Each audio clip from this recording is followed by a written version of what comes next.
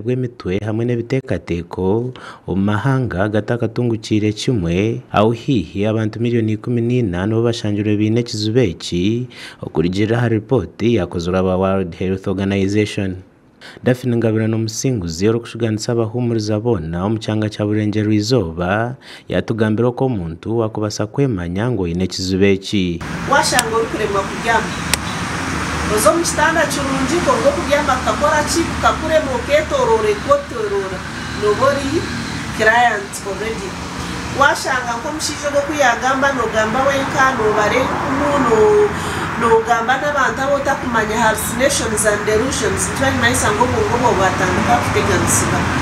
Washanga nogire kiduga kikarenga akantu kaceme kafuteganisa yagira ngo abana b'amashomero gatana gamwe na gamwe nibakozesa ebitokoza bwongo ebahindukire ekizibu kyango. I want to first capture a school setting on mashomero ku abana they are struggling so much.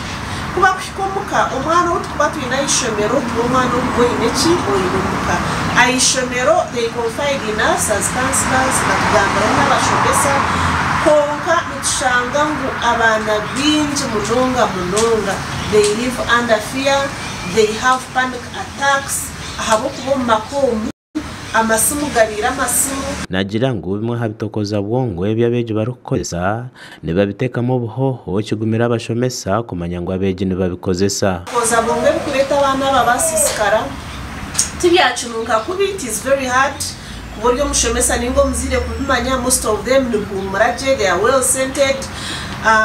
Toshanga babikozesa for a long time. Omwana owabe nomuto omwana wanje ahurire ore naguma nagaruka enyuma nagire ebichwembe nakora strikes, performance, preps.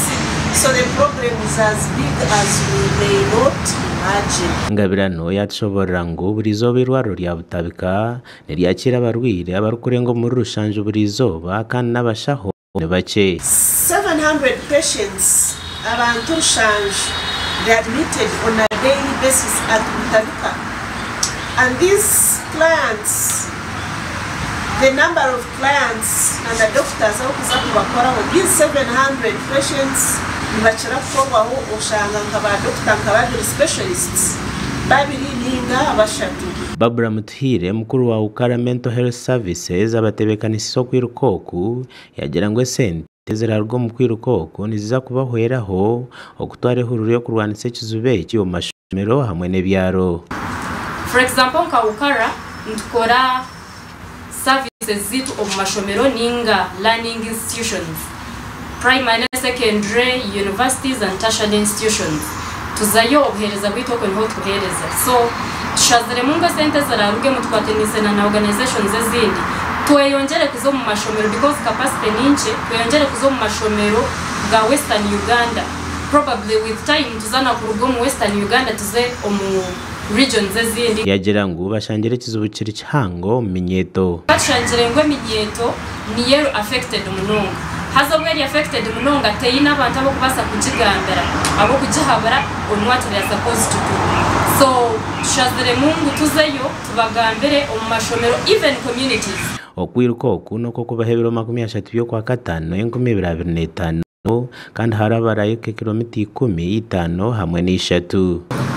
Kandi ko kufimere kugamba turning awareness into actions.